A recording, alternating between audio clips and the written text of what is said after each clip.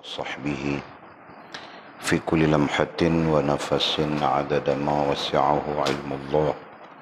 اللهم صل وسلم وبارك على سيدنا محمد وعلى آله وصحبه في كل لمحة ونفس عدد ما وسعه علم الله. بسم الله ما شاء الله، بسم الله ما شاء الله، بسم الله ما شاء الله، وما لم يشاء لم يكن، لا حول ولا قوة إلا بالله العلي العظيم، لا حول ولا قوة إلا بالله العلي العظيم، لا حول ولا قوة إلا بالله العلي العظيم. اللهم ارحمنا بالقرآن واجعله لنا إماما ونورا وهدى ورحمة.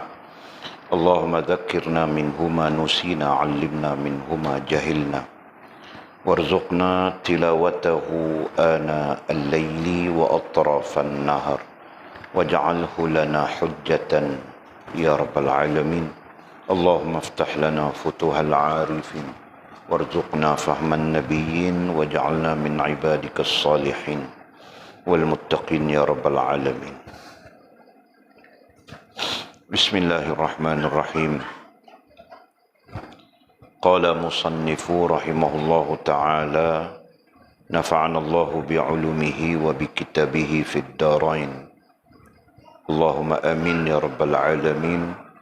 وبعد قال: ketahuilah bahawa tadbir bagi dunia itu adalah suatu tadbir yang menghijab hati daripada peluang untuk melihat yang gaib. Malahan tadbir bagi diri anda itu menumbuhkan lagi kegemaran nafsu. Jika tadbir yakni merancang sendiri tanpa menyerahkannya kepada Allah SWT itu hilang lenyap daripada anda, barulah anda dapat melihat yang gaib. Alangkah jahatnya hamba itu lantaran kejahilannya tentang pelaku yang sebenar, yakni Allah Subhanahu wa ta'ala, dan dia lupa betapa bagusnya tadbir Tuhannya. Akibat jahil dan tidak mengetahui firman Allah Subhanahu wa ta'ala dalam surah Ar-Ra'd ayat 43. A'udzubillahi minasyaitonir rajim. Qul kafa billah, yakni artinya katakanlah, cukuplah dengan tadbir Allah Subhanahu wa ta'ala. Di mana-mana sahaja memadailah seseorang itu bersama-sama dengan tadbir Allah Ta'ala sahaja. Ini berarti jika cukuplah ia dengan tadbir Allah Ta'ala, pasti ia tidak mentadbir sendiri ketika bersama-sama Allah Subhanahu wa ta'ala.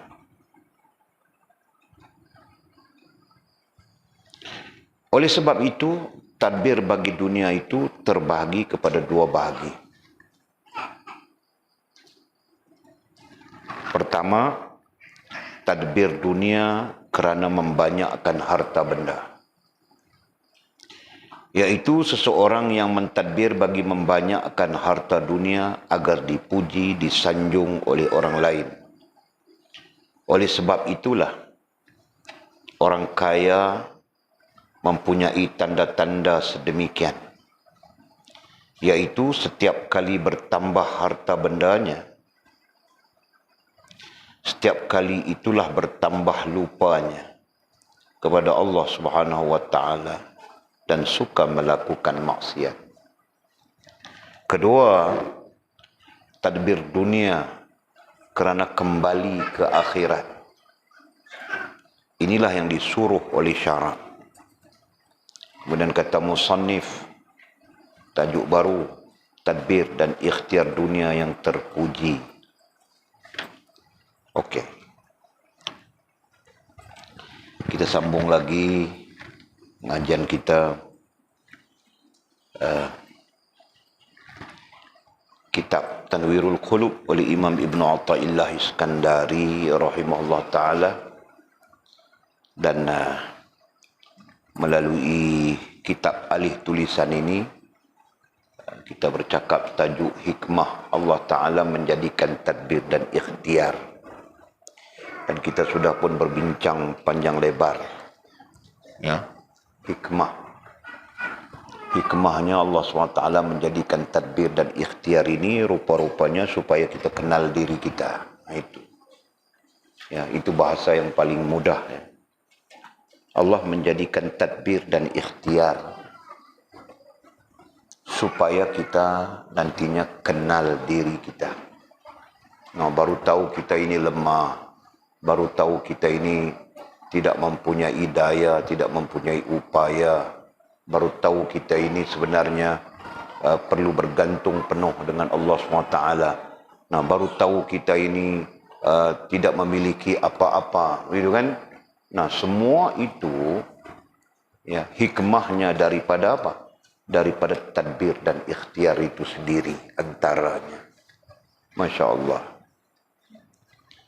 Okey, jadi kita pun belajar sudah ya. Kita pun belajar sudah.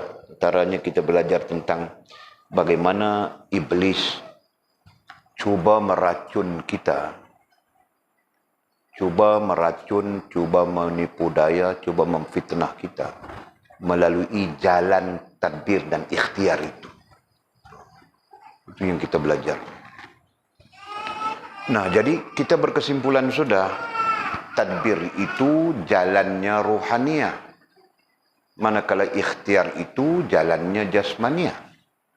Ya, hanya saja istilah saja di dalam kitab kita ini yang menggunakan istilah tadbir pada menggambarkan rasa dan perasaan kita yang menyalahi Allah Subhanahu wa taala dan Rasul, ya kan?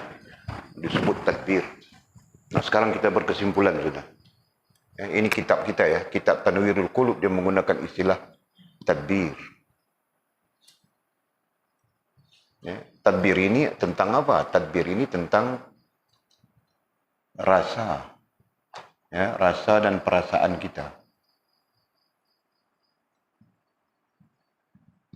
Ya, terhadap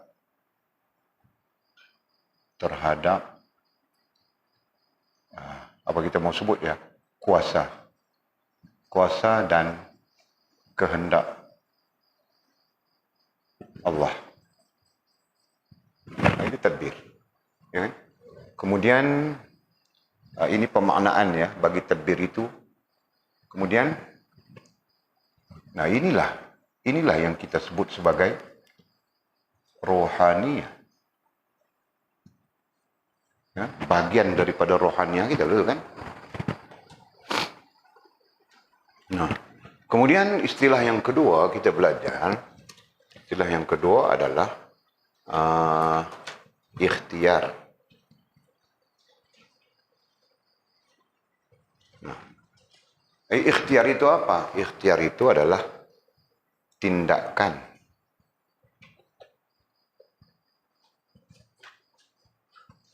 yang diambil, ya, yang diambil atau dilaksanakan melalui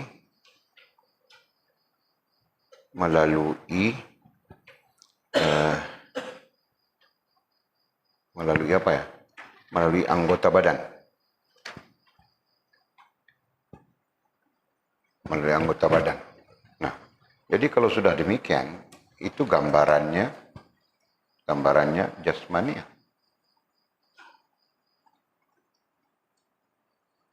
Nah.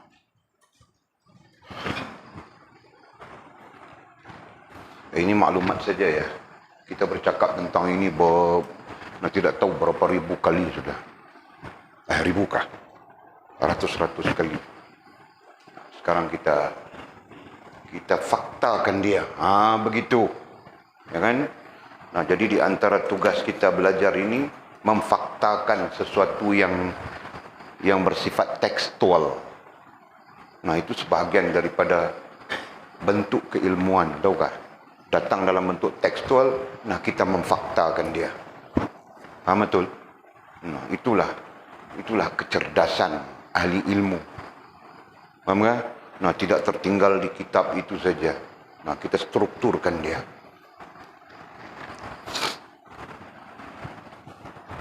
Okey.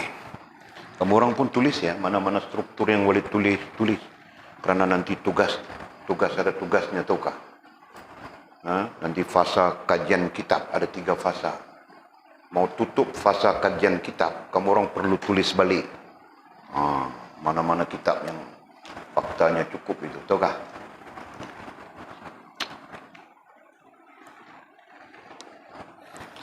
Okey, nah jadi langsung tidak langsung, kalau keliru kita, mungkin kita keliru dengan istilah itu kan. Nah, oleh tunjuk sudah hakikatnya istilah itu terkait rohaniah. Tadbir itu terkait rohaniah saja. Mana istilah ikhtiar itu terkait jasmaniah saja. Kami nah padahal kita berbincang tentang itu panjang lebar sudah. Okey, ini kaedah memahami kitab dipanggil ya, dalam kajian kitab.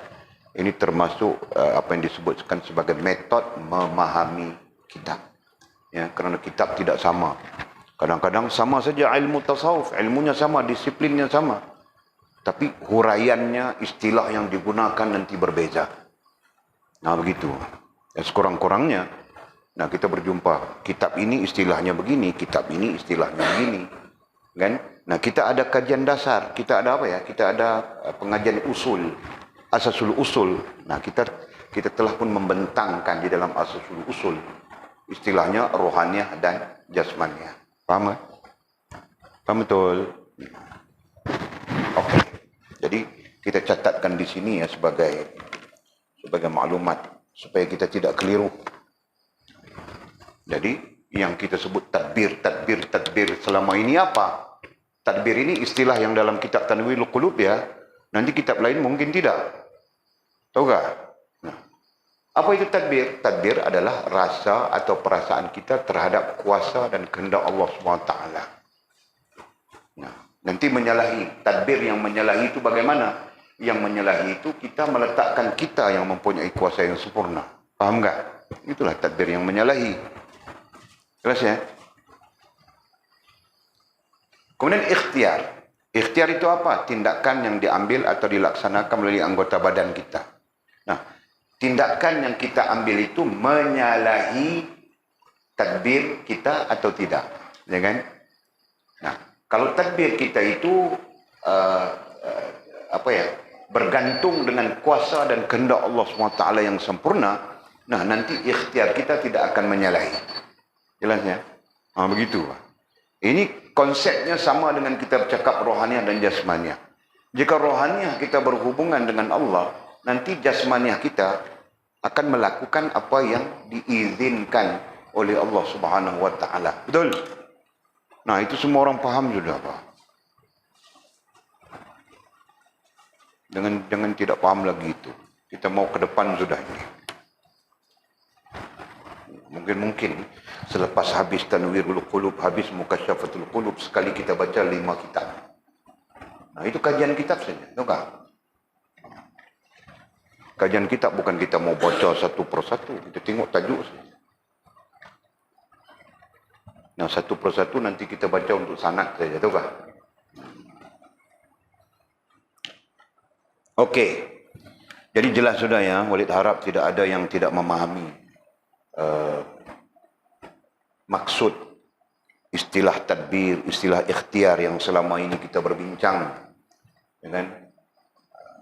Apalagi kita cantumkan sudah, rupa-rupanya istilah tadbir itu merujuk kepada kerohanian. Nanti kerohanian pun ada 2 serupa saja, hak atau batil, gitu kan? Nah, kemudian istilah ikhtiar itu merujuk kepada jasmaniah. Jasmaniah pun nanti ada 2 juga, hak atau batil, itu saja kan?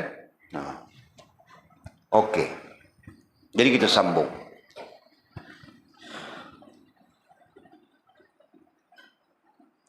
Nah, okey.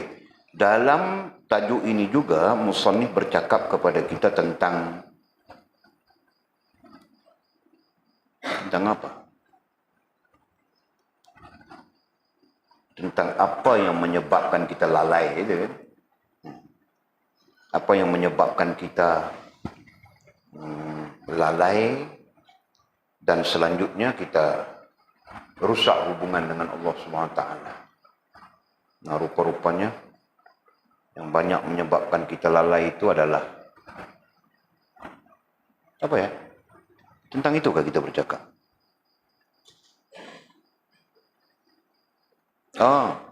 Kita bercakap tentang bagaimana syaitan, bagaimana iblis ya, akan merusakkan kita melalui tadbir dan ikhtiar itu. Kita bercakap tentang itu. Okey. Nah, kita sambung lagi, apa lagi hikmah Allah menjadikan tadbir dan ikhtiar itu. Kata musannif rahimahullah ta'ala, ketahuilah, ai hendaklah engkau mengambil tahu. Nah, artinya kena belajar kan?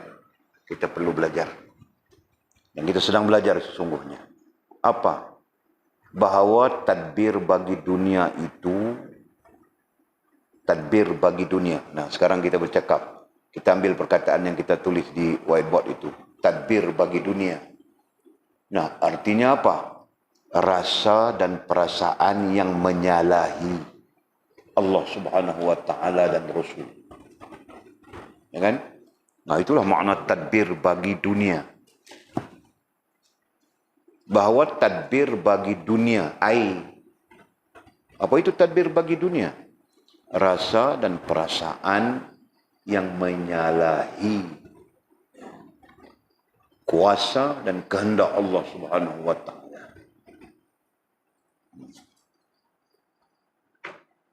Nah, itu dhabitnya.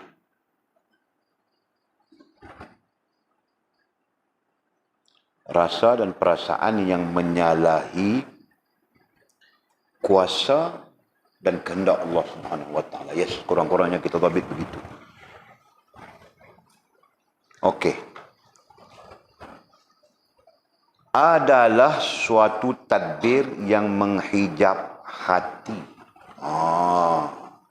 Katanya tadbir yang menyalahi. Nah, kita mau guna istilah tadbir silakan. Tidak mau guna istilah tadbir, guna saja rasa dan perasaan. Guna saja istilah ini, boleh kan? Mau guna istilah tadbir silakan, kerana kitab kita menggunakan istilah itu. Atau mau menggunakan istilah rasa dan perasaan, silakan. Kan? Boleh saja. Atau mau menggunakan istilah rohaniyah. Nah, itu terserah kepada tahap kecekapan akal kita. Jadi katanya yang jelas, tadbir bagi dunia dengan makna ayat tadi, rasa dan perasaan yang menyalahi kuasa dan kehendak Allah SWT yang maha sempurna itu kan, adalah suatu tadbir. Adalah suatu tadbir, suatu rasa dan perasaan, satu bentuk rasa dan perasaan yang menghijab hati. Yang menghijab hati, yang nantinya menghijab hati kita. Apa maksud menghijab hati? Menutup. Ya kan? Maksud menghijab di sini adalah menutup hati. Sisi lain, menutup mata hati. Nah, itu pun boleh disebut juga. Menutup hati, menutup mata hati. Lebih luas daripada itu, menutup rasa dan perasaan. Lebih luas daripada itu, menutup rohaniyah kita.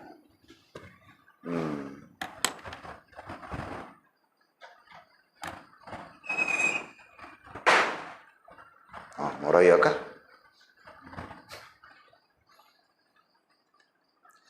Nah, Atul kau ulang ayatnya.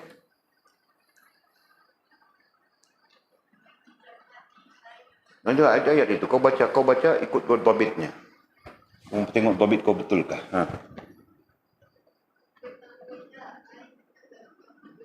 Hmm.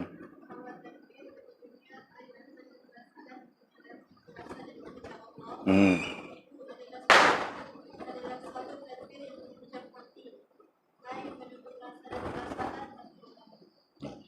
Adalah suatu tadbir. Di tadbir itu perlu ada dhabit juga ya. Adalah suatu tadbir, rasa dan perasaan. Itu. Ya kan? Yang menghijab itu baru yang menghijab hati, menutup hati, menutup mata hati, menutup rohaniyah. Yang kemudian nanti kita berjumpa dengan syarah menjadi dinding, menjadi hijab, menjadi tembok yang memisahkan rasa dan perasaan kita dengan Allah Subhanahu wa taala.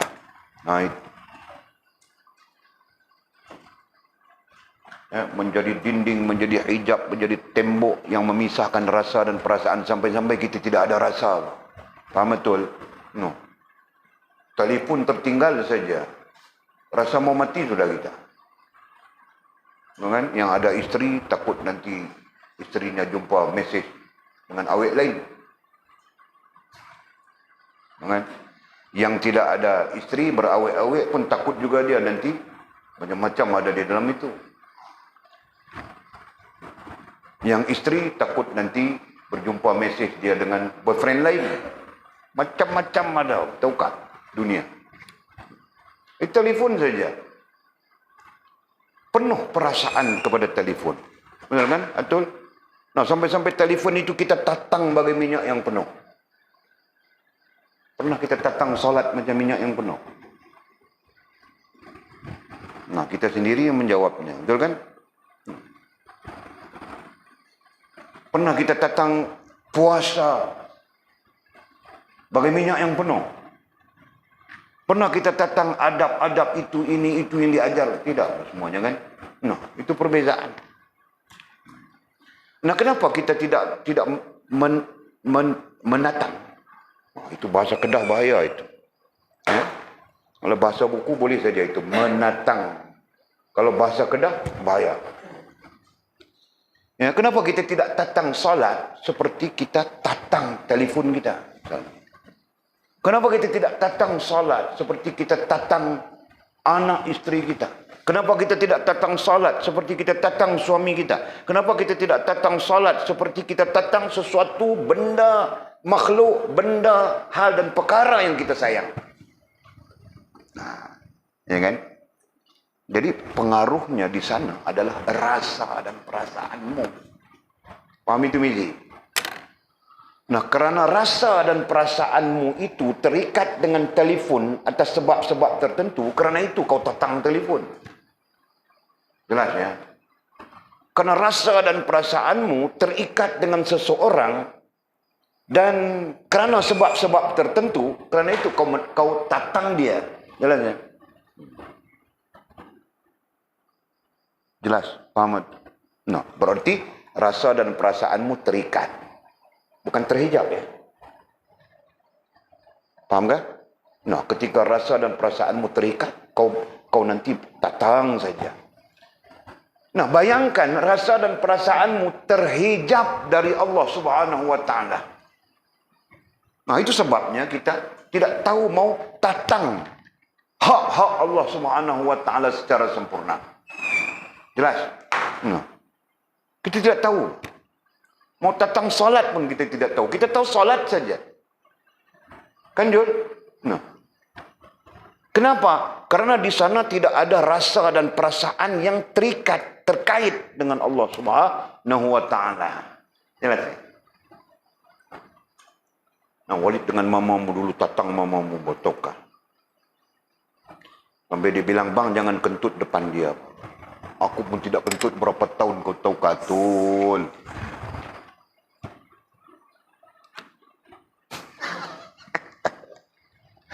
Tahan saja kentut, kau tahu katul.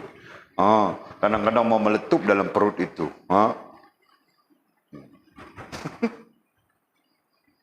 Nah, sekarang kontam semacam saja.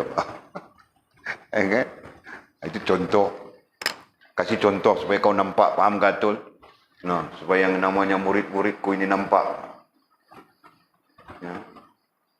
Kita tatang saja. Nah, sekarang kita perlu, bukan perlu, memang perlu ya, memang perlu. Tapi soalnya sekarang, kita tidak merasakan.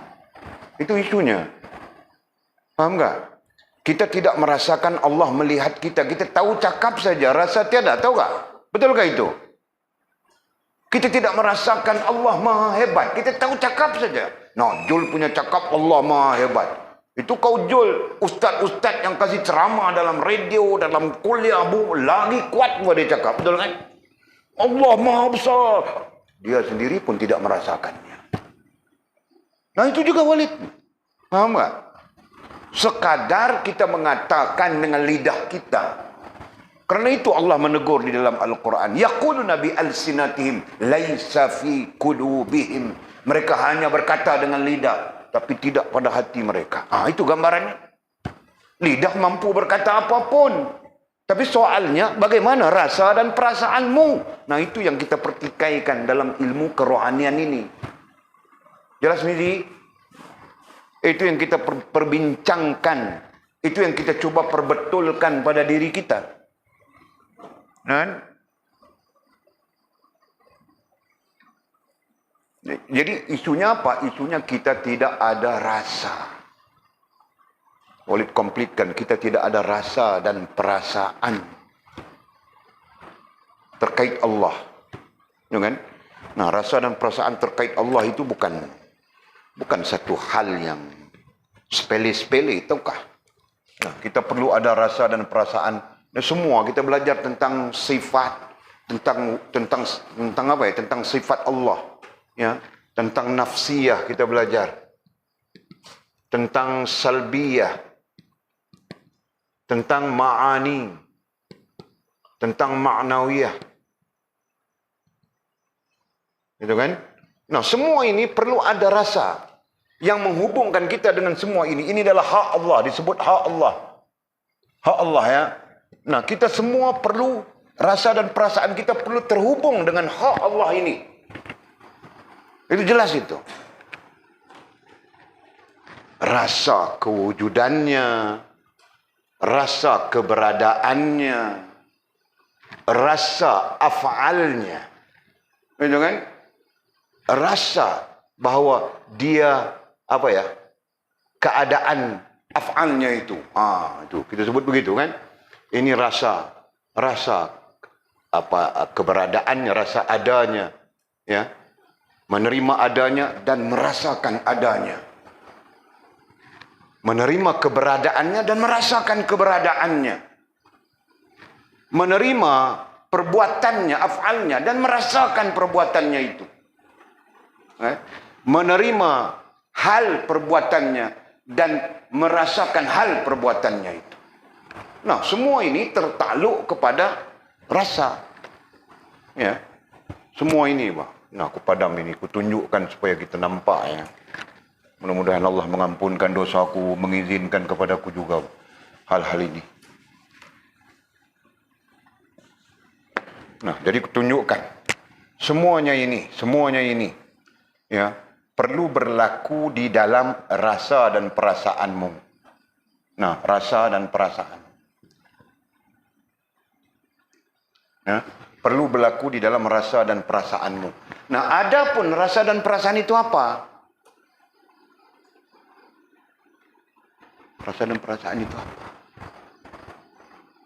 Nah, rasa dan perasaan itu hatimu, atul. Hatimu. Nah, nanti baru hatimu itu disebut sebagai ruhaniyah, gitu kan? Nah, skala besar disebut ruhaniyah. Nah, itu. Nah, jadi sekarang kita tidak merasakan itu. Kenapa ya? Nah, itulah jawabannya. Menghijab hati. Berarti ada yang menghijab hatimu, ada yang menghijab hatiku, ada yang menghijab hati kita. Siapapun yang tidak merasakan yang kita sebutkan tadi. Paham ya? Nah, itu terkait dengan sifat. Ya, nanti kalau kita sifat itu boleh saja kita gabungkan lagi. Tidak merasakan ini, ya. Dalam sifat tidak merasakan jalalah, tidak merasakan jamalah. Nah, boleh sebut istilah ya, jamalah, jalalah, jalalat. Kau mau sebut jalalat, jamalat, terserah saja. Ya kan? Kamalah. Nah, tidak merasakan ini. Kita tidak merasakan jalalah, kebesaran Allah SWT. Kita tidak merasakan jamalah, keindahan perbuatan Allah SWT. Betul kan? Dan kita tidak merasakan kamalah, kesempurnaan Allah Subhanahu wa taala dan apa yang datang daripada sisinya. Faham betul? Nah, Mizi, kasih kau punya penjelasan. Kau ada rasakah, Mizi? Jujur-jujur saja. Kau ada rasakah hebatnya Allah Subhanahu wa taala? Nah, kalau kau rasa, kau bagus. Kan? Sama ada perspektifnya ya, terkait perasaanmu dengan ini atau dengan ini. Kita tanya diri kita masing-masing kan. Nah, Walid jujur saja, aku pun tidak rasa. Mulut pandai saja sebut. Allah bersifat dengan jalalah. Pandai saja aku sebut. Apalagi aku ustaz, bah. Tahukah? Kalau aku ceramah itu orang dengar itu aku pandai saja goreng itu, goreng begini, goreng begitu, goreng begini. Nah, soalnya aku rasakan atau tidak. Nah kan? Nah, sama saja. Jamalah, jalalah, jamalah, kamalah. Jalalat, jamalat, kamalat. Allah Subhanahu wa taala itu dirasakan dengan rasa dan perasaan kita atau tidak, dirasakan dengan hati kita atau tidak. Itu pertanyaan yang pada Walid wajib, tahukah? Baru kita tahu kita sebenarnya masih ting-tong saja. Ya? Tapi mau cakap sempurna dengan Allah. Mau cakap mana? Ya kan? Okey. Jadi, sekarang kita berjumpa ya, langsung tidak langsung kita berjumpa dengan jawapan. Kenapa ya? Kenapa kita, rasa dan perasaan kita, ataupun kita sebut skala pertengahan hati kita, skala pertengahan itu hati, skala pertengahan itu rasa dan perasaan. Kita susun 3 kan? Hati, rasa dan perasaan, terakhir baru kita sebut ruhaniyah, betul? Itu dasar kita kan? Supaya kita tidak keliru. Jadi belajar ikut dasarnya. Betul kan, betul? Jadi hati dulu. Jadi Walid betul, bah. Ini salah sudah.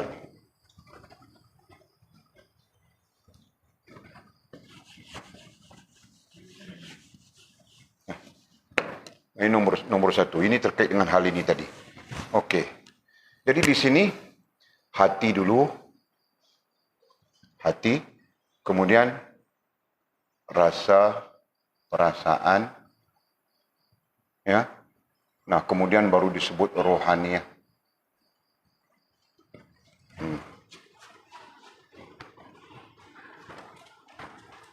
Jadi kita belajar ikut skalanya ya. Tidak kita kelang kabut nanti. Jadi balik kita kepada hal ini. Nah, sekarang kenapa kita tidak dapat rasa? Nah, kita bercakap kita ya, kita jangan cakap orang, nanti orang fitnah kita macam-macam, tahu kah? Kita bercakap kita saja. Rantau. Nah, kenapa kau tidak rasa?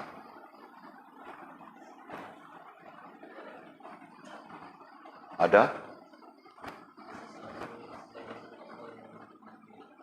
Rantau, kau banyak cerita, bah. Aku tanya sikit saja, kau cakap banyak. Aku tanya kenapa kita tidak dapat rasa itu. Nah, ada sudah nih. Ada sesuatu yang menghijab hati. Kau jawab itu saja, bah. Kau pergi jauh sampai Bangkok itu buat apa? Sekalipun jawapanmu betul. Jawapan kau betul, bah, Rantau itu tadi. Bukan salah, tapi kau pergi Bangkok dulu. Aku tanya Bukit Selambau saja. Kenapa kau perlu cerita Bangkok? Nah, itu satu bentuk apa ya? Satu metode menjawab pertanyaan, tahu tak? Jadi kalau kau jawab periksa, nah kau jangan kau orang tanya Bukit Selambau, kau jawab Bukit Selambau saja. Kau jangan jawab sampai Sungai Petani, Alustar. Nanti masa kau habis di situ saja, tahu tak? 2 jam masa, tiba-tiba tret bunyi loceng, ada 3 soalan lagi kau belum jawab. Faham tak? Jangan. Walid periksa bila-bila masa pun. Aku jawab. Nah, lepas itu sejam lagi aku tunggu. Fikir saja aku mau tulis apa. Tahu tak? Itu cara Walid. Betul? Nah, kamu orang pun serupa apa? Kaedah. Tapi perlu kepada ini. Perlu ini perlu cerdas tahu kalian tahu. Jangan makmut bah. Dulu kita panggil makmut, sekarang kita panggil cap ayam. Jangan cap ayam ini. Ayam tidak bersalah. Ya, tapi kita panggil cap ayam. Jangan. Kena cap gajah. Mizi? Itu kiasan saja. Nanti kau mau cari gam cap gajah, tempek kepala kau buat apa? Okey. Jadi jawapannya apa tadi? Soalannya, kenapa kita tidak dapat merasakan perkataannya?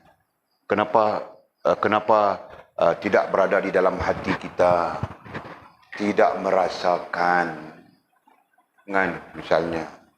Nah, jawapannya kerana ada sesuatu yang menghijab. Menghijab apa? Menghijab hati, menghijab rasa, dan menghijab rohaniah kita. Nah, jadi kata musannif tentang ini, apa yang menghijab itu? Kita dapat sudah.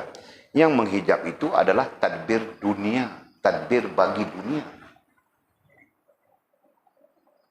Dengan maksud yang jelas sudah ya kita sebut. Dengan maksud yang kita catatkan di situ.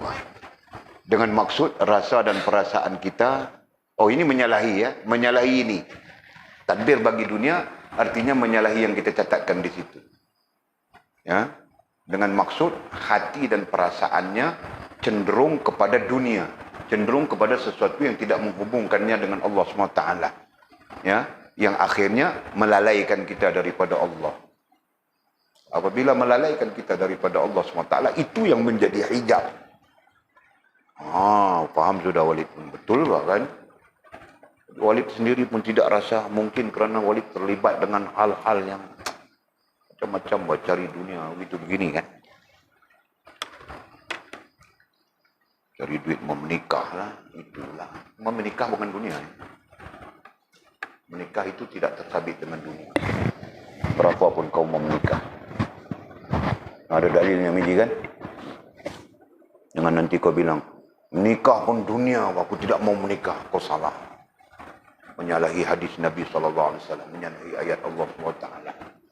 Nabi menyatakan an-nikahu sunnati faman lam ya'mal bi sunnati falaysa minni. Nikah itu sunnahku, kata Nabi SAW. Siapa yang tidak melakukannya, menikah, mengamalkannya, falaysa minni, bukan daripada umat. Allah, Masya Allah. Jadi perlu menikah, Mizi. Faham tak? Jadi isu menikah itu tidak boleh dikritik. Siapa yang kritik mau jadi kafir kah? Gitu kan. Okey. Terus katanya, ulang ayat. Ketahuilah bahwa tadbir bagi dunia itu rasa dan perasaan yang menyalahi, betul kan?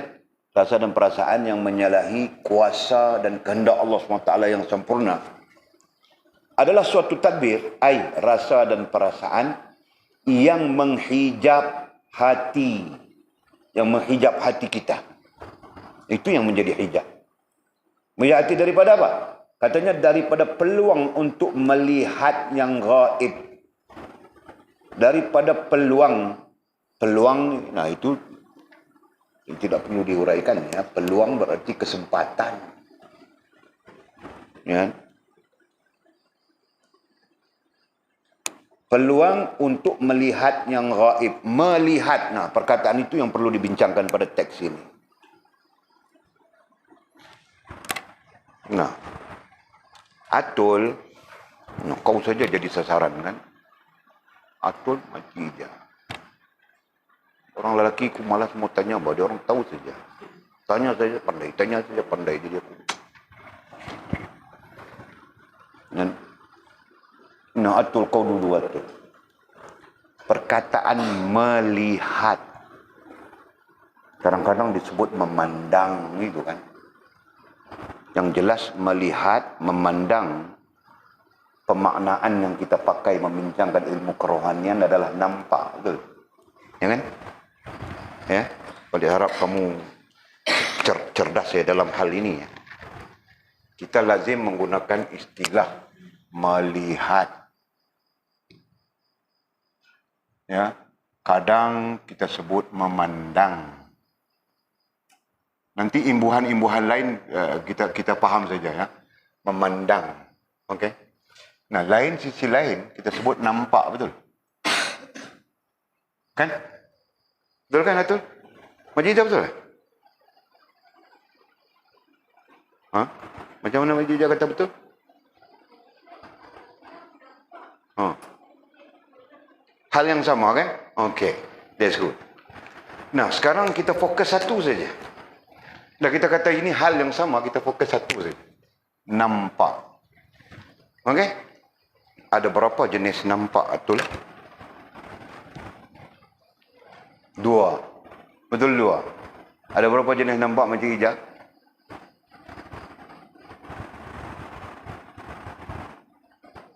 2. Okey. Macam hijab sambung. Yang pertamanya apa? Yang keduanya apa? Okey. Okey. Nampak dengan akal, nampak dengan hati. Baru 2. Jadi 2 itu saja. Tekan tu sudah tu. Nampak dengan apa lagi satu? Mama pandai. Pandai apa dia? Nampak dengan mata. Dengan sampai-sampai nanti yang nampak dengan mata itu disebut nampak dengan mata kasar. Kan? Nanti dalam huraian-huraian lain. Nah, 1 mata kasar. 2 mata akal. Ya, 3 mata hati. Okey? Ya. Nah, itu istilahnya. Jadi berarti nampak itu dengan 3 keadaan, bukan salah 2. Selalunya yang menyebut 2 itu kerana mereka menyatukan antara nampak dengan akal, nampak dengan hati itu disatukan. Mereka mengatakan nampak dengan rohani, nampak dengan mata kasar dan nampak dengan rohani. Maka dengan demikian jadi 2 saja di situ. Ya. Tapi dalam konteks kita mengkaji, ya, ingat ya, kita berada di posisi apa, Rantau? Kajian kitab. Nah, jelas itu. Apabila di posisi mengkaji, nah, kita perlu satu persatu faktanya. Faham tak? Walaupun nanti kita sebut 1 saja, kah 2, kah 10, kah 30, kah. Nah, itu ketika lain. Tapi ketika kita mengkaji, nah, faktanya perlu satu persatu dan jelas. Jadi, okey. Nah, jadi apabila disebut menghijab daripada peluang untuk melihat yang gaib, nah, artinya kita satu ya, itu satu, melihat. Perkataan yang kedua gaib. Perkataan gaib ini bukan perkataan kita. Ini adalah perkataan Allah.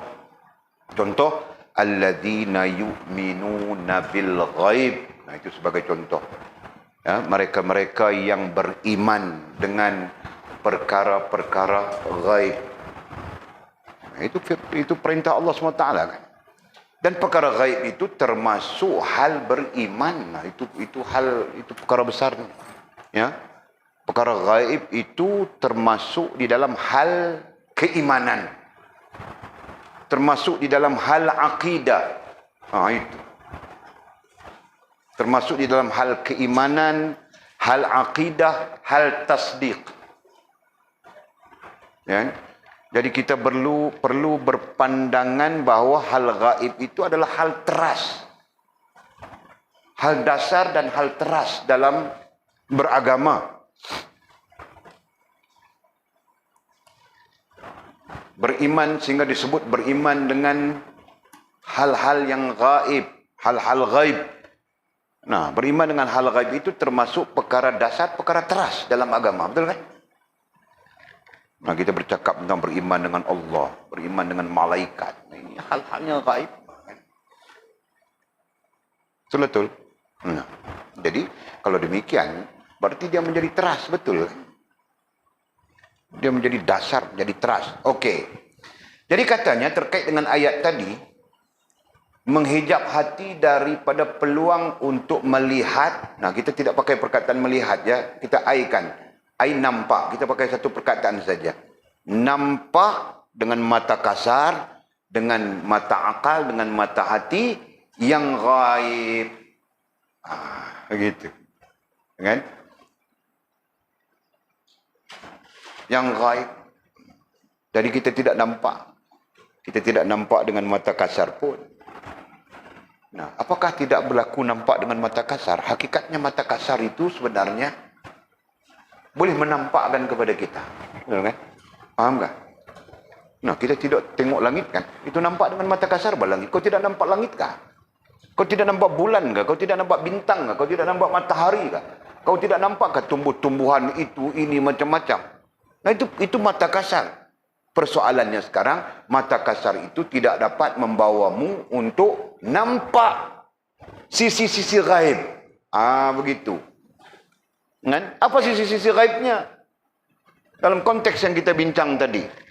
Sisi-sisi gaibnya sama ada adanya Allah, sama ada keberadaan Allah, sama ada terkait dengan apa ya?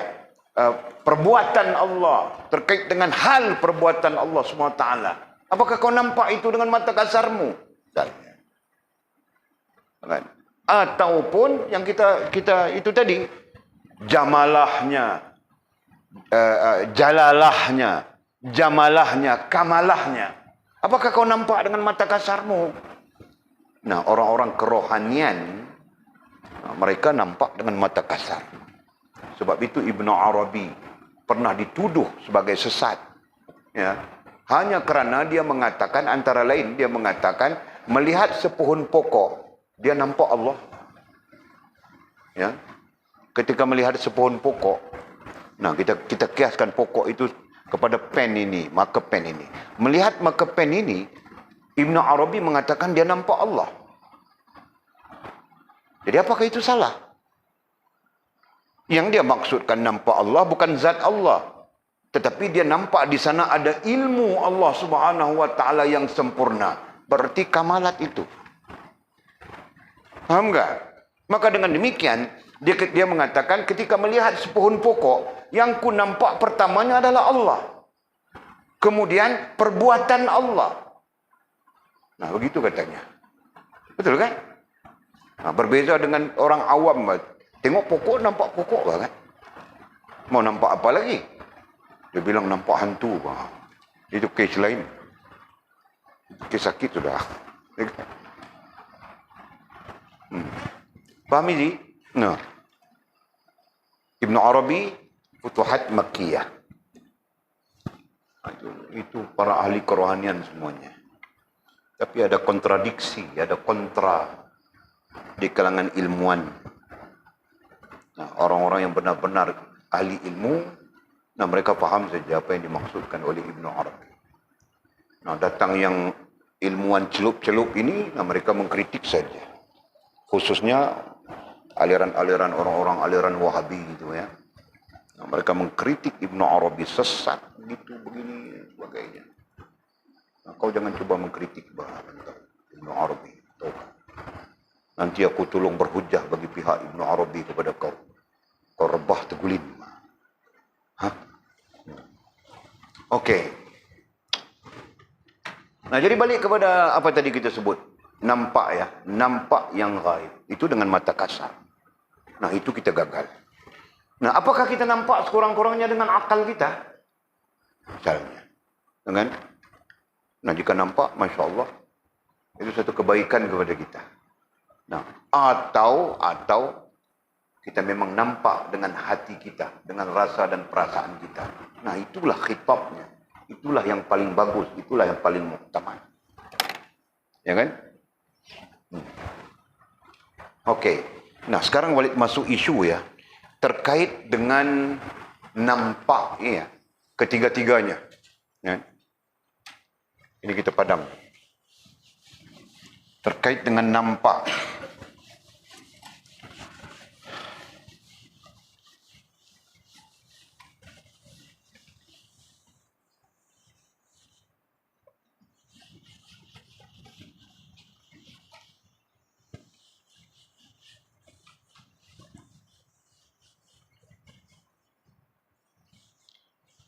terkait dengan nampak-nampak semua ni. Ini perkataan nampak ya. Ini semua kita bincang sudah, kita belajar sudah. Struktur rohaniah, ingat ya. Struktur rohaniah, Makcik Ijah. Ada berapa struktur rohaniah kita? Okey. Nombor 1, roh. Nombor 2, akal, hati.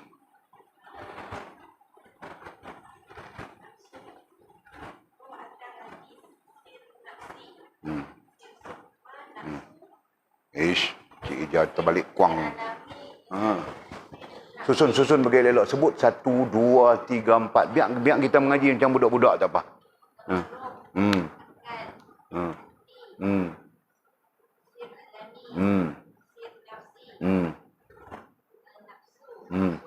Okey. Ada lagi? Ada 7 dah. Kau nak tambah lagi? Tak ada apa nak tambah dah. Okey. Mana tahu pun nak tambah. Okey. Disebutkan tadi ya. Nombor 1 roh, nombor 2 akal, nombor 3 hati, nombor 4 sir, nombor 5 sir, nombor 6 nafsu, nombor 7 sukma. Okey? Disebutkan di sini tadi sir. Alami. Sir alami maksudnya alam semesta. Kemudian disebut sir nafsi. Nafsi bermaksud apa yang ada pada diri kita, luar dan dalam. Nah, ini ya melalui perantaraan rohaniah yang kita sebutkan. Ini struktur rohaniah kita ya. Nah, jadi mata yang kita sebutkan kasarkah, mata kasarkah, mata akalkah, mata hatikah. Nah, digunakan untuk melihat ini. Fahamkah? Digunakan untuk melihat ini. Jelas ya? Nah. Jadi yang kita maksudkan nampak dari sini. Nah, dari sini akan menampakkan kepadamu Allah Subhanahu wa taala. Jelas ya? Nah, bukan zatnya, tapi menampakkan yang kita sebutkan di sini. Adanya, keberadaannya, perbuatannya, hal perbuatannya, menampakkan itu. Atau menampakkan jalalah kebesarannya, jamalah keindahan apa yang diciptakan, kamalah kesempurnaan dirinya. Dan semuanya itu ada di dalam sir alami dan ada di dalam nafsi. Disebut sir kerana jika kau nampak, berarti kau yang nampak. Bukan nampak oleh semua orang. Sebab itu disebut sir. Digunakan perkataan sir dengan makna rahsia. Rahsia itu hanya siapa yang mencarinya. Betul kan? Faham tak? Nah, orang yang tidak mencari, nah dia pun tidak tahu, Pak. Jelas ya? Dan itu hikmahnya. Hikmahnya kita mencari. Kan? Hikmahnya pencari. Nah, itu. Kan? Nah, nanti dia akan nampak sir alami. Apa itu sir alami? Sebut sudah tadi. Itu adalah alam semesta. Nah, adapun alam semesta itu belum kita tahu habis. Nah, Walid pun mungkin kamu orang merasakan Walid tahu lebih daripada kamu orang. Nah, tahu lebih pun aku pun tidak tahu habis. Nah, itu untuk menggambarkan bahawa kita alam semesta pun kita tidak kenal habis. Itu kan? Nah, boleh tengok dalam Facebook sotong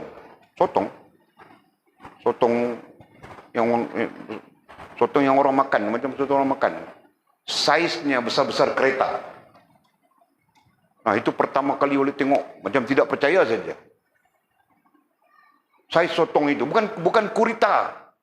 Bukan sotong yang, kan sotong ini ada yang, kau pandai berjul sotong-sotong ini kan, yang jenis tonggek begitu, kemudian panjang dia punya misainya gitu kan. Nah, itu satu jenis sotong. Kan? Ini yang orang makan itu, sotong yang yang kita makan itu. Sotong yang gitu kan? Gitu kan? Nah, misainya, kepalanya di sini, misainya gitu kan? Sotong ini. Nah, aku lihat Dalam Facebook di Jepun, diorang tangkap di Jepun, saiznya besar kereta, tahu tak? Pertama kali aku tengok. Aku terfikir, mula-mula aku fikir, kartun kah Jepun ini? Nelayan-nelayan Jepun ini. Rupanya betul pak. Tarik naik, bergerak dia. Tembok-temboknya air hitam itu. Betul. Berarti pengetahuan Walid selama ini, sotong itu besar-besar. Yalah paling besar tangan saja kita tengok kan. Nah, contoh. Berarti rahasia alam ini banyak yang kita tidak tahu pak. Padahal itu boleh dilihat dengan mata kasar saja. Betul? Ya. Rahasia alam ini banyak yang kita tidak tahu. Padahal boleh dilihat dengan mata kasar saja itu. Nah, aku lihat dengan mata kasar bahwa sotong besar itu. Betul? Apalagi terkait dengan mata akal dan terkait dengan mata hati. Jelas. Nah, jadi demikian menggambarkan kepada kita, Masya Allah, betapa hebatnya Allah Subhanahu Wa Taala ini. Nafsiyahnya, salbiyahnya, ma'aninya, maknawiyahnya, semuanya hebat. Kan? Kau nampak itu? Belum nampak bah. Kau rasakan itu? Ya, sekurang-kurangnya kau rasa. Betul kan? Itu para ulama mengatakan kilahuma, antara dua itu. Kau nampak membawa kepada rasa, atau kau rasa membawa kepada nampak. Nah, dua-dua hal itu terpakai. Jelas ya?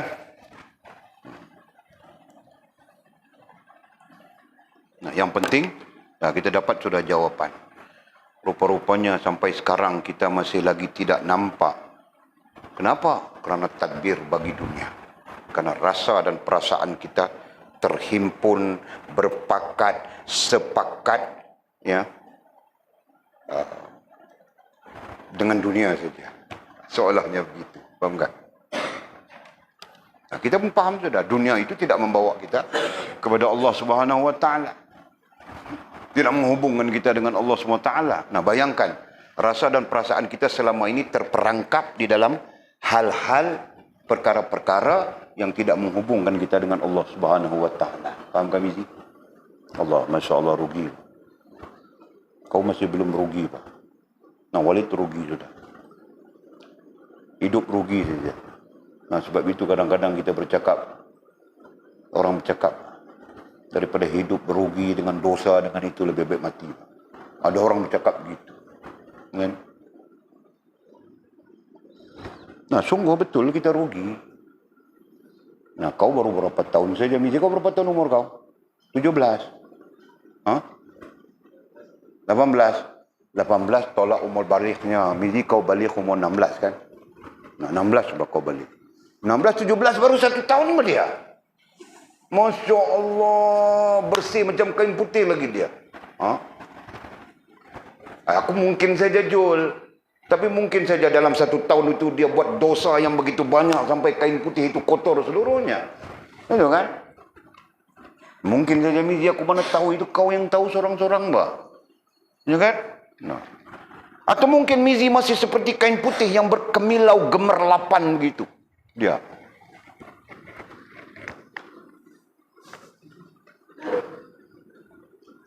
Nah, ini majas-majasnya perlu dilihat secara ilmu. Oke, Mizi? Nah, begitu. Allah, ya. Nah, yang rugi itu Walid. 54 sudah umurku. Nah, mau buat macam mana? Baru sekarang mau merangkak, buat itu, buat ini, zikir itu, zikir ini, salawat itu, salawat ini. Mana ada kesempatan dalam. Syukur-syukur saja bahwa Allah kasih panjang umur. Yang berlalu itu semuanya lahu saja. Yang berlalu itu semuanya sia-sia saja.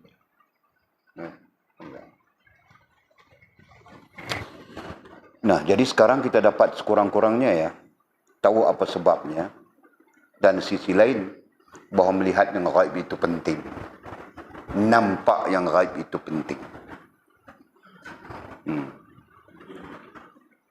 Nanti walaupun nanti istilahnya nampak dengan keyakinan, misalnya orang istilahkan begitu kan. Nah, adapun keyakinan itu datang dengan akal kita, datang dengan hati kita, itu sama saja ya. Mekanismenya dibilang nampak, disebut nampak. Okey, kemudian kata musannif lanjutan. Malahan katanya. Malahan tadbir bagi diri anda itu menumbuhkan lagi kegemaran nafsu. Malahan katanya tadbir, ai rasa dan perasaan bagi diri anda. Nah, itu yang kita kaitkan dengan merasakan diri sempurna, merasakan diri bagus, merasakan diri punya upaya, punya daya, itu kan. Nah, itu yang kita sebutkan. Malahan tadbir bagi diri anda, tadbir bagi diri kamu. Apa itu tadbir bagi diri? Nah, itu yang kita jelaskan sebelum ini. Kan? Merasakan kita mempunyai keupayaan yang sempurna, keinginan yang sempurna. Mana mungkin ada keupayaan yang sempurna, keinginan yang sempurna, karena itu adalah hak Allah Subhanahu wa taala. Nah, sebab itu juga orang tidak pernah puas, yang namanya manusia. Tidak pernah puas. Makan. Dia bilang ini malam mau makan nasi biryani gam. Nah, apakah dia makan nasi biryani gam dia puas? Nah, besok dia mau lain pula kan? Begitu lah. Tidak ada kepuasan. Dalam satu hadis yang mengatakan kepuasan itu hanya di syurga. Allahu a'lam. Dia pun tidak tahu mau cerita, mau kritik macam mana tentang syurga kan? Nah, itu termasuk hal yang perlu diyakini saja. Kita tidak tahu, melainkan apa yang disebut oleh Nabi SAW. Okey, jadi ceritanya di sini, tadbir bagi diri kita, nah artinya yang menyalahi tadi, yang menyalahi rasa dan perasaan Allah berkuasa, kuasa Allah yang sempurna, kehendak Allah SWT, menyalahi itu tadi. Nah, yang menyalahi itu dipanggil tadbir bagi diri. Nah, katanya tadbir bagi diri kamu itulah yang menumbuhkan lagi kegemaran nafsu. Rupa-rupanya apabila kita menyalahi Allah dalam soal rasa dan perasaan, itulah yang menyebabkan nafsu kita, apa disebut di sini, kegemaran, menyebabkan nafsu kita suka dia, seronok dia, berkembang dia. Itu ya, nafsu kita. Langsung tidak langsung kita sebut semuanya sekali. Nafsu di sini.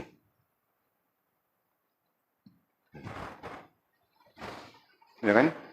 Apabila mata kasar, mata akal, mata hati kita tidak melihat sir alami, tidak melihat sir nafsi, tidak nampak itu. Kenapa tidak nampak? Terhijab. Kenapa terhijab? Kerana kita tadbir kita dunia, gitu kan? Tadbir kita ataupun rasa dan perasaan kita. Kita tulis di sini tadi ya. Rasa dan perasaan kita cenderung kepada dunia, cenderung kepada sesuatu yang tidak menghubungkan kita dengan Allah. Nah, itu yang menyebabkan terhijabnya mata akal, mata kasar, mata akal, mata hati. Ya, nah itu sebabnya. Nah, ketika terhijabnya seluruh mata-mata ini terhijab, maka nafsu mengambil peranan, ya kan? Nafsu mengambil peranan. Nah, itu yang kita sebutkan. Apabila mata akal, mata kasar buta, mata akal buta, mata hati buta, nah nafsu ketika itu mengambil peranan. Ya, berkembang dia. Berkembang pesat dia. Itu jam dia nanti mempengaruhi akal kita, mempengaruhi hati kita. Yang haram, dia bilang, alah sekali-sekali saja. Dengan sekali saja. Sekali.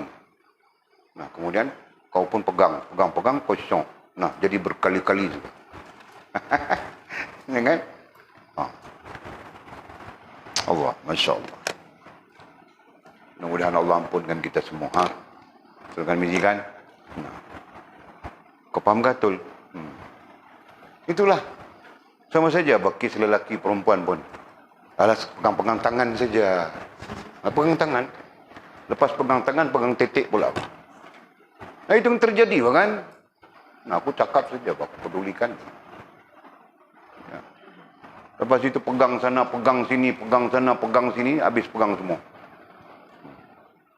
Nah, itu yang terjadi, sekarang pun, kan? Jadi, nah, mau nafi macam mana?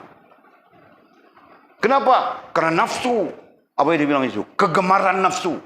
Nah, karena dia seperti mendapat semangat baru nafsu itu, tahukah? Racun tadi masuk kepada dia. Dia pun mula jadi racun, mula jadi fitnah, mula jadi tipu daya. Dia tipu apa? Kau pegang sekali saja, bukan senang mau pegang. Ini rezeki, dia bilang. Betul kan? Betul kan, Jul?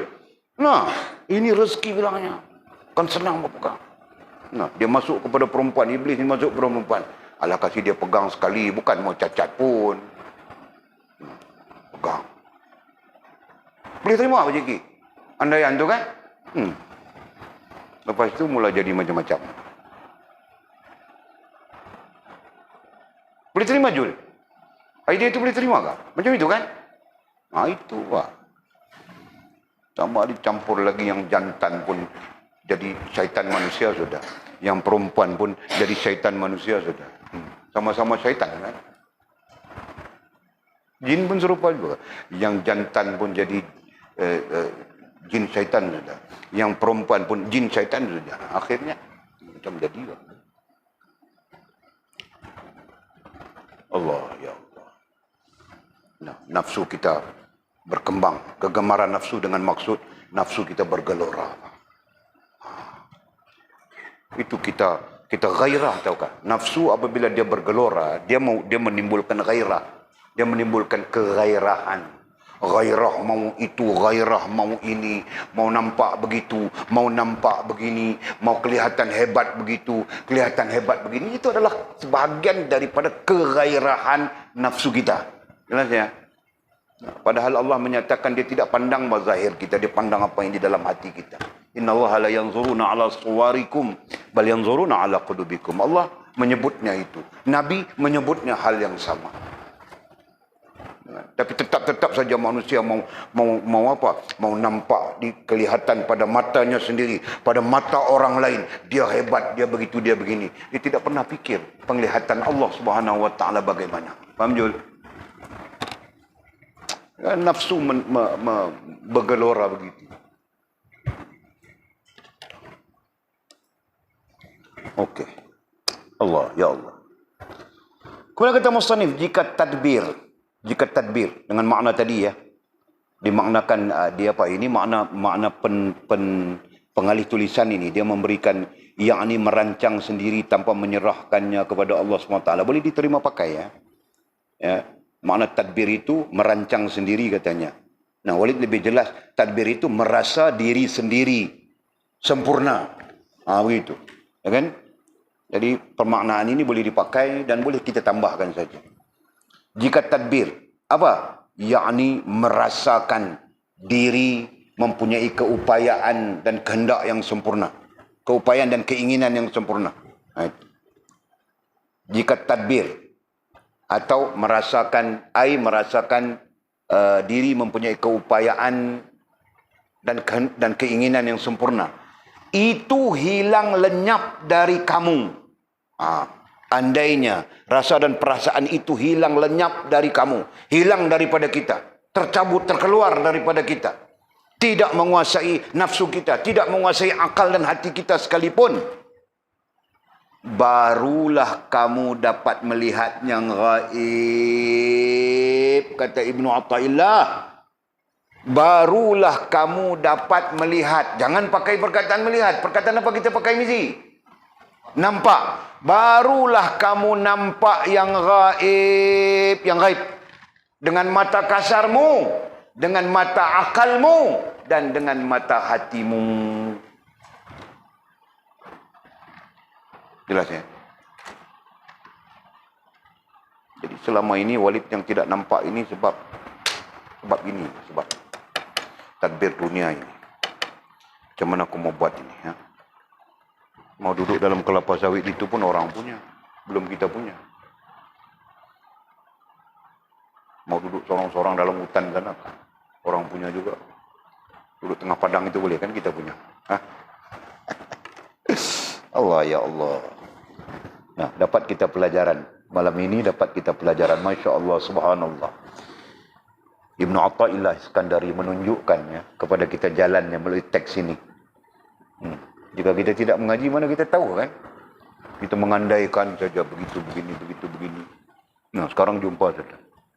Nah, jadi kalau kita mau hijab itu terangkat, kalau kita mau melihat atau nampak yang gaib seperti mana kita sebutkan, nah, kita perlu membersihkan rasa dan perasaan kita, membersihkan hati kita, membersihkan rasa dan perasaan kita, membersihkan rohaniah kita, ya, daripada hijab-hijab yang menutupnya.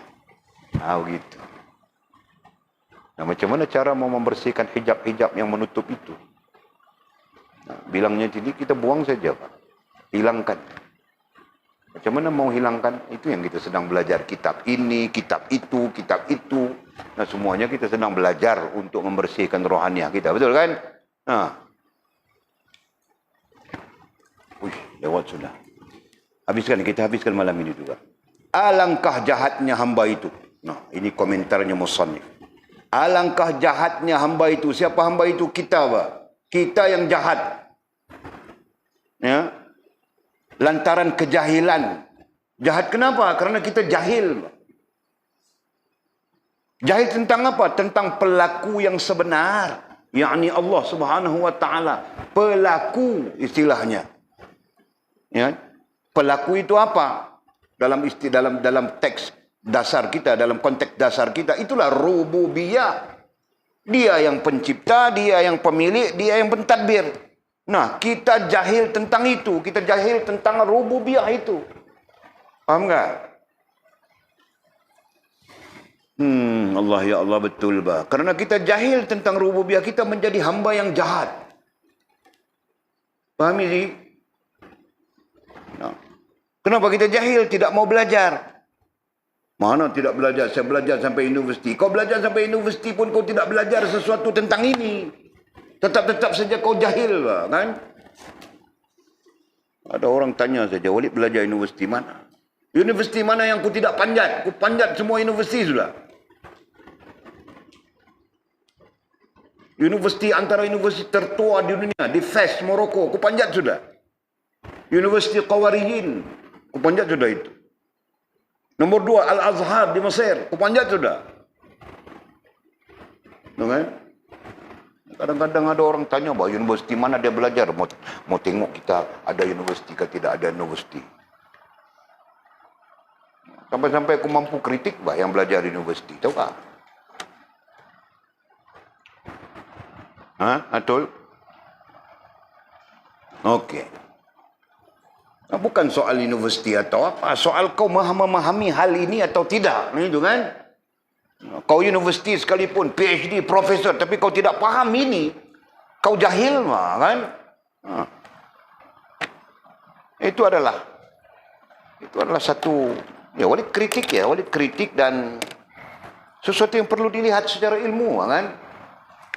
Oh, dia statusnya profesor. Kalau dia tidak belajar iman, Islam, ihsan, dia tetap sesat. Betul. Yang belajar Islam, iman, Islam, ihsan kita. Yang tidak masuk universiti mana-mana pun kan. Sekolah pun tidak habis. Bah.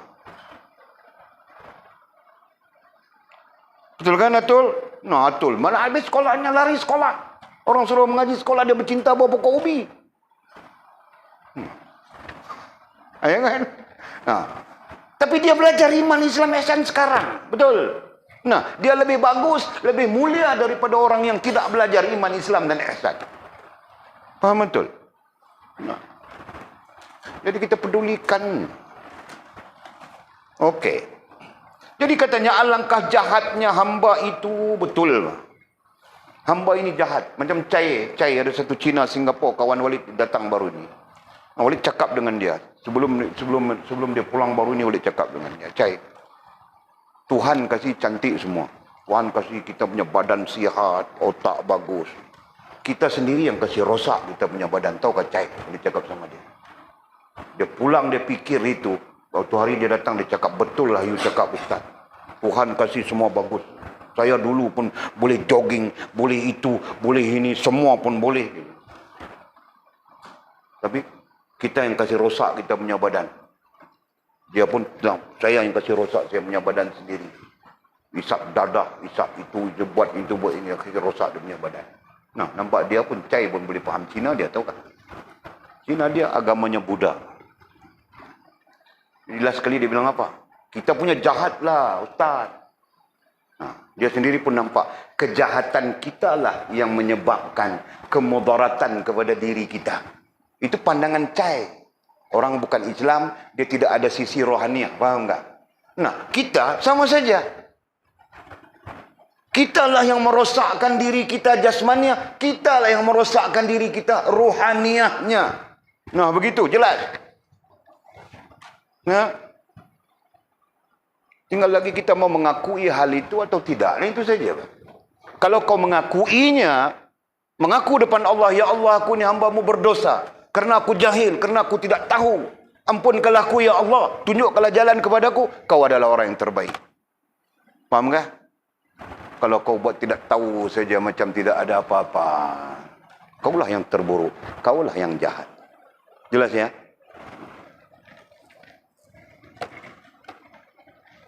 Allah, Masya Allah.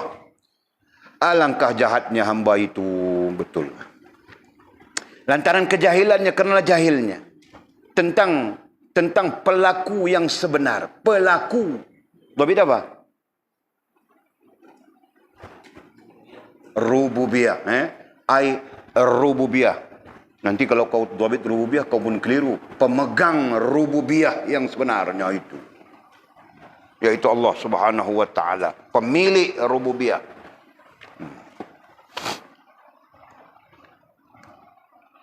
Dan lupa. Jahatnya kita termasuk jahatnya kita. Dan lupa betapa bagusnya tadbir Tuhannya.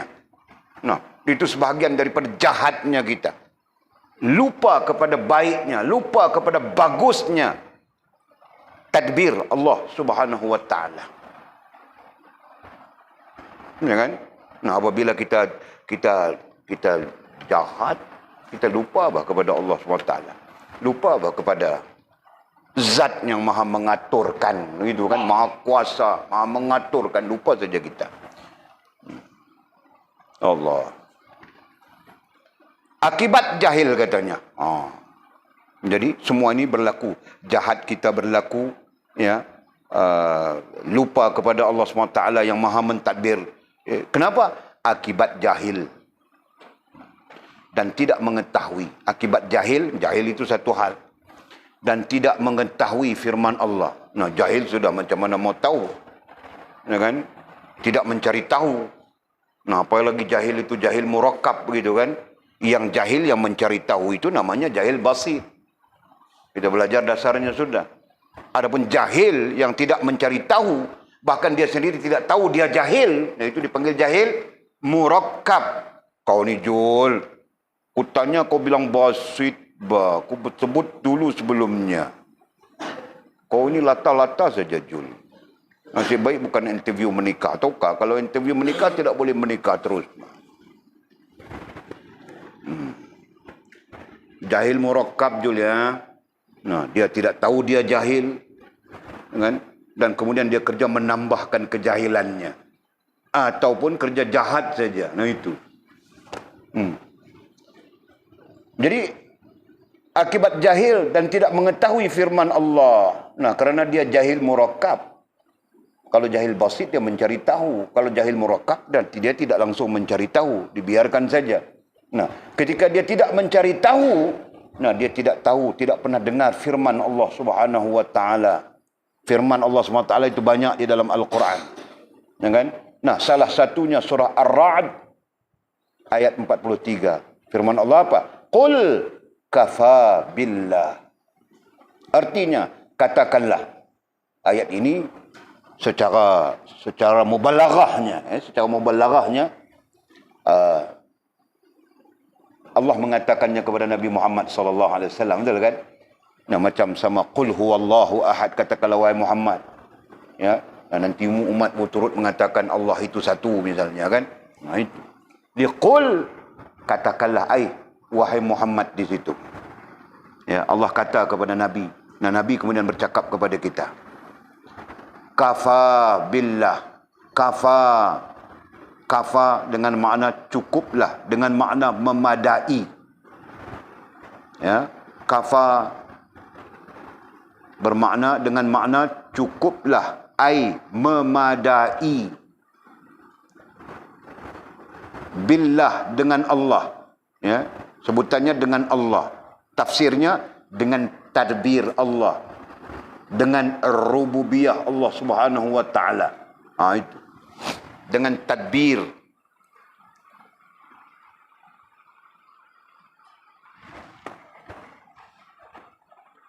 Nah, kalau tadbir itu kita pakai perkataan itu saja kan. Pencipta, pemilik, pentadbir itu kan. Nah, itu. Okey. Cukuplah ai memadailah dengan tadbir Allah Subhanahu wa taala. Kalau mau terjemah, tadbir itu adalah urusan, pengurusan. Nah, ini ayatnya Allah SWT menyatakan kepada kita memadai dengan Allah, memadai dengan Allah, memadai dengan Allah, cukuplah dengan Allah. Nah, kita masih lagi tidak peduli kepada Allah. Jahatnya kita kan. Kita masih lagi melihat kepada upaya kita, kepandaian kita. Nah, ini bukan kita boleh bercakap dalam konteks jasmaniah ya. Dalam konteks rohaniah. Konteks rohaniah. Kita perlu bergantung dengan Allah. Ikhtiar berjalan seperti biasa kan. Okey. Kemudian kata musannif, di mana-mana sahaja. Di mana-mana sahaja. Bukan di mana-mana, keadaan apapun. Itu kan. Memadailah seseorang itu bersama dengan tadbir Allah Ta'ala sahaja. Memadailah seseorang itu, seseorang itu kita. Bersama-sama, ai bergantung. Bersama-sama, ai bergantung. Nah, dan berpegang teguh boleh saja istilahnya. Bergantung itu istilahnya tasawuf. Berpegang teguh itu istilahnya tauhid. Ya. Betul kan betul? Nah, Walid tidak pernah menyalahi istilah apa. Walid sangat berhati-hati istilah tauhid, istilah fiqh, istilah tasawuf. Walid mau kamu orang mewarisinya dan jangan mencampur adukan. Faham?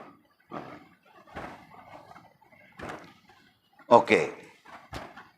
Memadailah seseorang itu bersama-sama ai bergantung. Itu istilah tasawuf ya. Dengan tadbir Allah Ta'ala saja. Memadai bergantung dengan Allah.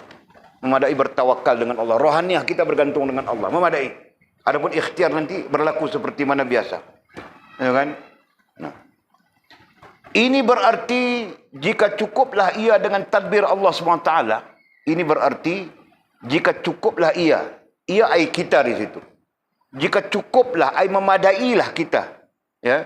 Jika cukuplah ai memadailah ia ai kita dengan tadbir Allah SWT. Pasti ia ai kita tidak mentadbir sendiri. Itu. Nah, jika kita merasakan memadai Allah, mencukupi Allah, kita tidak akan mentadbir sendiri. Kita tidak akan meletakkan dalam rasa dan perasaan kita, dalam hati kita, bahwa kita mempunyai keupayaan yang sempurna, bahwa kita mempunyai keinginan yang sempurna. Kita tidak akan letakkan itu. Kita akan kembalikan, kita akan bergantung dengan Allah SWT. Itu istilahnya. Ya kan? Pasti ia ai kita tidak mentadbir sendiri. Nah, maksud mentadbir sendiri dengan pemaknaan yang kita sebut tadi, menyalahi yang kita sebut tadi, kita tulis di whiteboard itu ya. Nah, kita sepatutnya bergantung dengan kuasa dan kehendak Allah. Nah, ketika menyalahi, kita tidak bergantung dengan kuasa dan kehendak Allah, kita bergantung dengan keupayaan diri kita sendiri ataupun orang lain, makhluk, benda, hal dan perkara. Nah, kebergantungan itu nanti berubah. Oleh sebab itu katanya, kata musannif, oleh sebab itu tadbir bagi dunia itu terbahagi kepada dua bahagi. Tadbir di sini dengan makna, tadbir ini ya, dengan makna urusan. Ya, tadbir bagi dunia. Ya, urusan bagi dunia. Tadbir ai urusan bagi dunia. Katanya terbahagi kepada dua bahagian. Dua jenis. Satu jenis menyelamatkan, satu jenis lagi memudaratkan. Jadi terbahagi kepada dua jenis. Nah, jenis yang pertama, jenis yang memudaratkan. Jenis yang berbahaya. Jenis yang menyebabkan nafsu kita nanti bergelora. jenis yang menghanyutkan kita, menjauhkan kita daripada Allah Subhanahu wa taala. Nah, katanya pertama, tadbir dunia kerana membanyakkan harta. Ya, tadbir dunia berarti keinginan, rasa dan perasaannya cenderung kepada keinginan-keinginan yang tidak menghubungkannya dengan Allah Subhanahu wa taala. Maka apa yang terjadi di situ? Yang akan terjadi di situ adalah mengumpulkan harta. Itu sebagai penyakit-penyakit yang muncul daripada tadbir dunia. Daripada kecenderungan rasa dan perasaan kepada dunia yang meninggalkan Allah SWT. Ya. Nah, dia akan menumbuhkan apa? Menumbuhkan penyakit membanyakkan harta. Ya.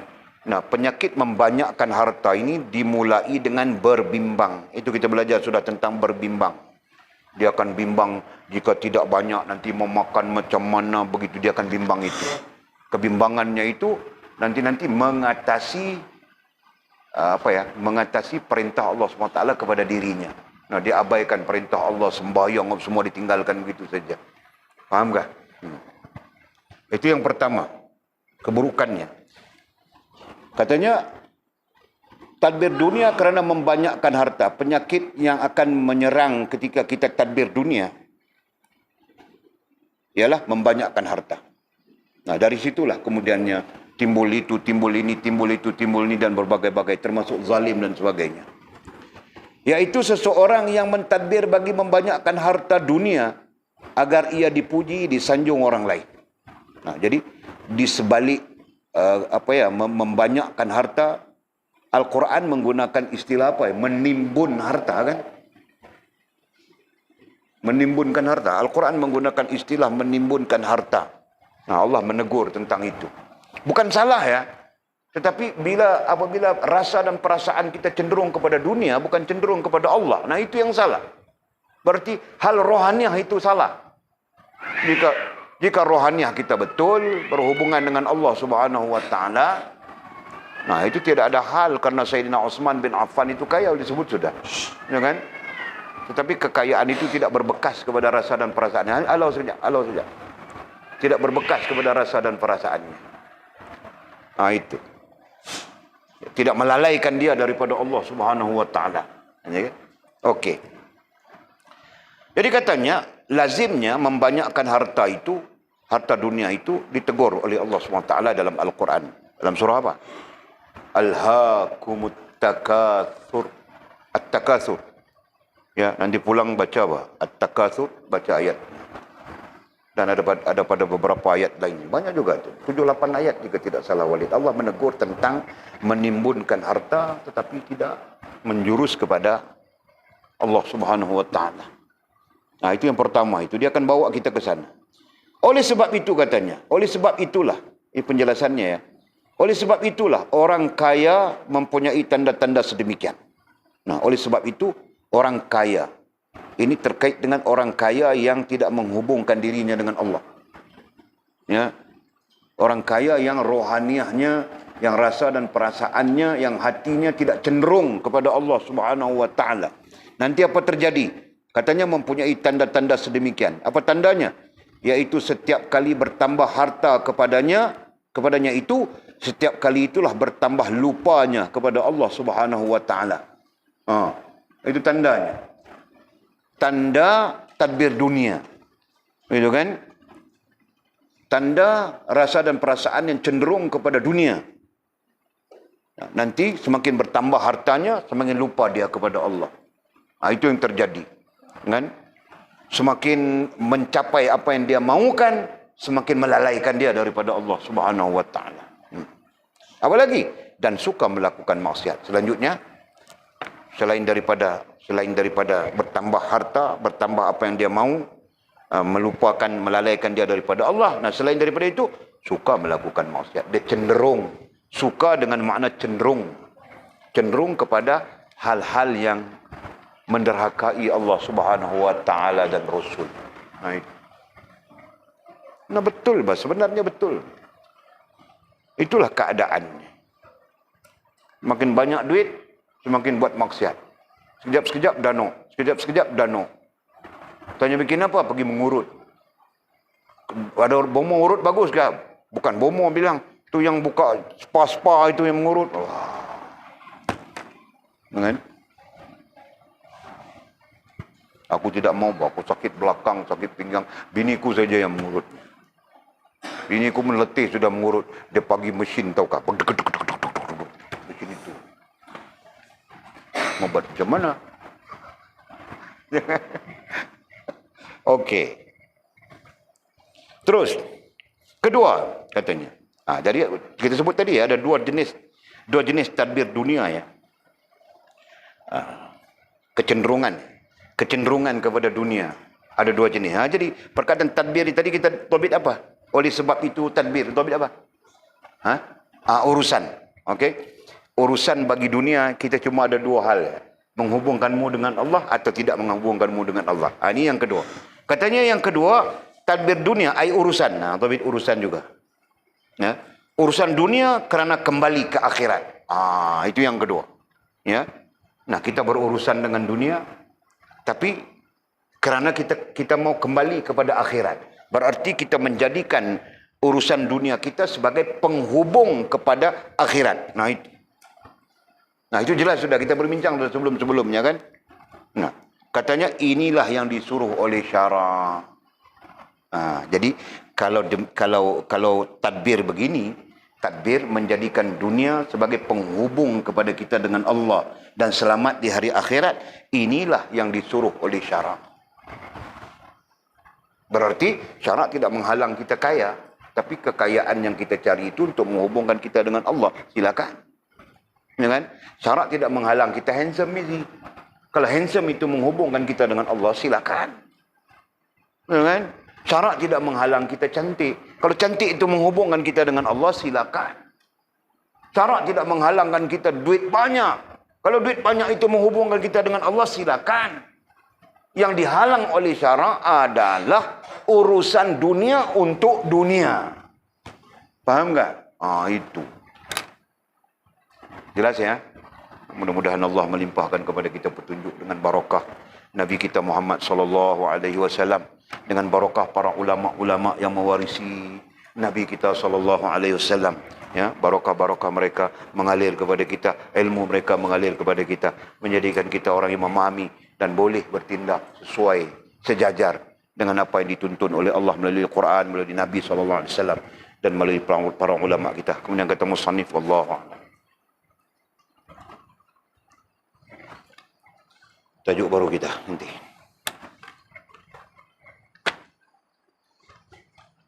Ada soalan kah?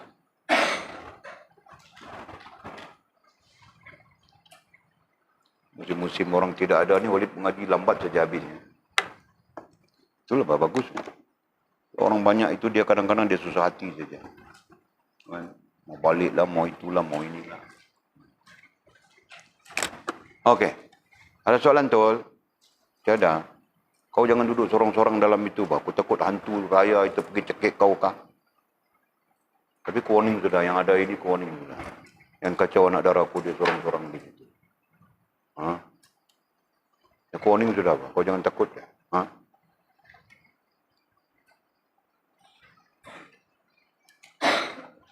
Okey. Tiada. Bismillahirrahmanirrahim. Alhamdulillahirabbil alamin. Wassalatu wassalamu ala asyrafil mursalin Sayyidina wa maulana Muhammad wa ala alihi wa sahbihi ajma'in. Allahumma aftah lana futuhal arifin warzuqna fahman nabiyyin waj'alna min ibadikas salihin. Allahumma hdina as-siratikal mustaqim siratal ladzina an'ama Allah minan nabiyyin was-siddiqin wasyuhada'i was-salihin. Allahumma rabbana aftah bainana wa baina qaumina bil haqq wa anta khairul fatihin. Allahumma a'inna ala dhikrika wa syukrika وحسن عبادتك. اللهم فقهنا في الدين وعلمنا التأويل. اللهم فقهنا في الدين وعلمنا التأويل. اللهم فقهنا في الدين وعلمنا التأويل. وصلى الله على سيدنا محمد وعلى آله وصحبه وبارك وسلم. والحمد لله رب العالمين. تقبل الله منا ومنكم.